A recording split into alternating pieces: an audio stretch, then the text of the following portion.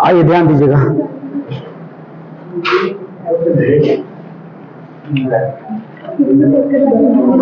यहां ध्यान दीजिएगा इस चीज को।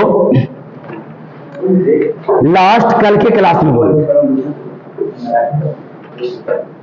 याद होना चाहिए आप लोगों को, ग्राफ बनाने के लिए दिए थे, ग्राफ बन गया था, कंप्लीट हो गए थे। आज हम लोग नोट में पढ़ रहे थे, नोट में पढ़ेंगे।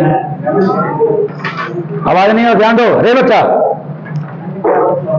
अभिक्रिया के वेग की इकाई जानते हैं, अभिक्रिया के वेग की इकाई होता है mole litre inverse second inverse होता है। अब यहां क्लियर कर लेना कि अभिक्रिया का वेग बराबर होता है सांद्रण बटा समय, सांद्रण बटा, और सांद्रण बटा समय यानी कि सांद्रण का यूनिट होता है मोल लीटर इनवर्स वन और समय का सेकंड। जब यह सेकंड ऊपर जाता है तो mole litre, mole litre inverse second inverse, ये होता है अभिक्रिया के वेग का इकाई। सो आप लोग को ये बात दिमाग में बैठा लेना और याद कर लेना। इसके बाद हम लोग यहां कॉन्सेप्ट चलेंगे और बहुत इंपॉर्टेंट है, केजीएस का 2026 के इंपॉर्टेंट सवाल ये है क्या, तो वेग का समीकरण या नियम की जानकारी, वेग के समीकरण का नियम की जानकारी। वेग का समीकरण या वेग का नियम क्या है, वेग नियम या वेग समीकरण क्या, किसको कहते हैं? तो बच्चे बिल्कुल ध्यान में रखना है। कह रहा किसी अभिक्रिया के वेग या दर को, किसी अभिक्रिया के वेग या, किसी अभिक्रिया के वेग या दर को अभिकारक, ये अभिकारक है, अभिकारक, इसको अभिकारक कह रहा है। तो कह रहा है कि किसी अभिक्रिया के वेग या दर को अभिकारक के सांद्रण, अभिकारक के सांद्रण के पद में, अभिकारक के सांद्रण के पद में, तो देखिए सांद्रण के पद में ये अभिकारक ही है और अभिकारक ही है, तो इसके सांद्रण के पद में लिखा जाता हो उसे वेग समीकरण या नियम कहते, वेग समीकरण या नियम कहते, ये याद रखना। चलिए सबसे पहले आप लोग सब मिलकर के मुझे बताइएगा, जोर से इस बात को बोलिएगा, बताइए वेग समीकरण या नियम, बोलो। किसी अभिक्रिया के वेग या दर को अभिकारक के सांद्रण के पद में लिखा जाता हो उसे वेग समीकरण या नियम कहते हैं।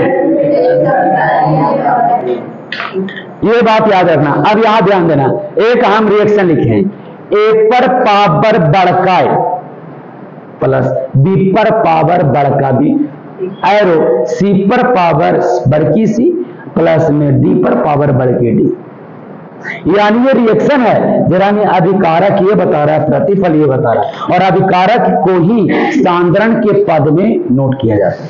अभिकारक को ही किसके पद में, सांद्रण के पद में व्यक्त किया जाता है। इस बात को बिल्कुल ध्यान में रखना है बच्चा। ओए, सांद्रण के पद में व्यक्त किया जा रहा है। तो यहां क्या है, रेट सीधे समानुपात, रेट बोले तो वेग, यानी वेग सीधे समानुपाती सांद्रण का है। ये सांद्रण है भाई, सांद्रण दिमाग में डालो, ए सांद्रण है, बी सांद्रण है, किसका सांद्रण है, तो अभिकारक का सांद्रण है। अभिकारक का ए सांद्रण, अभिकारक का बी सांद्रण, यानी वेग सीधे समानुपाती सांद्रण होता है। तो वेग सीधे समानुपाती ए सांद्रण पावर ए, और वेग सीधे समानुपाती बी सांद्रण पर पावर बी होता है। इक्वेशन नंबर 1 और इक्वेशन नंबर 2। अब इन दोनों समीकरण को क्या मैंने बोला कि समीकरण नंबर 1 और 2 को बराबर का गुण करने पर, इसके सॉरी गुना करने पर, बराबर करके गुना करने पर, तो चलिए गुना कर देते हैं। यानी रेट सीधे समानुपाती A concentration A into concentration B पर पावर बी, आगे ना गुना करके दोनों को, क्योंकि रेट बराबर, तो रेट सीधे समानुपात कॉन्सेंट्रेशन ए पर पावर ए इंटू कॉन्सेंट्रेशन बी पर पावर बी, दोनों रख दिए इंटू में। अब जो है रेट बराबर का चिन्ह, सीधे समानुपाती हटाएंगे, के का चिन्ह लेंगे, बोले के का चिन्ह लेगा। अब के जो है कौन सी है, कांस्टेंट है, नियतांक है। तो किसका नियतांक है, क्योंकि वेग समीकरण पढ़ रहे हैं तो वेग नियतांक है, वेग स्थिरांक, इसका नाम वेग स्थिरांक दिया गया। तो जो प्राप्त हुआ है इसी को कहते हैं रेट समीकरण, वेग समीकरण या रेट यानी वेग नियम, वेग नियम या वेग समीकरण कहते हैं। अब यहां पर देखो, इस वेग समीकरण के आधार पर हम के, जिसे के बोल रहे हैं वो है वेग स्थिरांक, कुछ है वेग स्थिरांक है। और याद रखिएगा इस वेग स्थिरांक को, है ना, वेग स्थिरांक को इधर ध्यान देना चाहिए, वेग स्थिरांक को यहां पे रेट माने के बराबर होता है रेट बटा कॉन्सेंट्रेशन, नीचे में लिख देंगे तो वेग स्थिरांक आ गया। और वेग स्थिरांक का परिभाषा, वेग स्थिरांक का परिभाषा बोलेंगे, क्या बोलेंगे, तो वैसा स्थिरांक जिसमें अभिक्रिया का वेग तथा अभिकारक का सांद्रण के अनुपात को वेग स्थिरांक कहते हैं।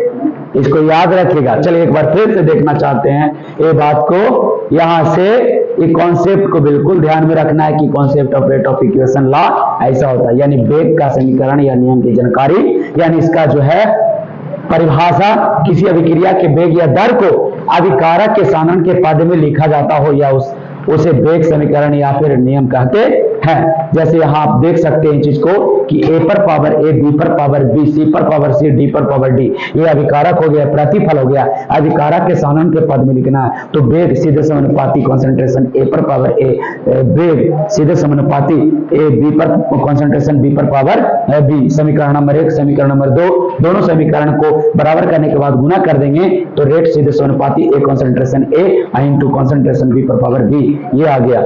इसमें सीधे समानुपाती हटाएंगे, के कांस्टेंट लेंगे, के क्या है, नियतांक है, मेरा वेग नियतांक के नाम से जानते हैं। अर्थात वेग नियतांक बराबर रेट बटा कॉन्सेंट्रेशन आता है, रेट बटा कॉन्सेंट्रेशन, यानी कि वेग स्थिरांक का परिभाषा आता है वैसा स्थिरांक जिसमें अभिक्रिया का वेग तथा अभिकारक का सांद्रण के अनुपात को वेग स्थिरांक कहते हैं, है ना। चलिए छापिए और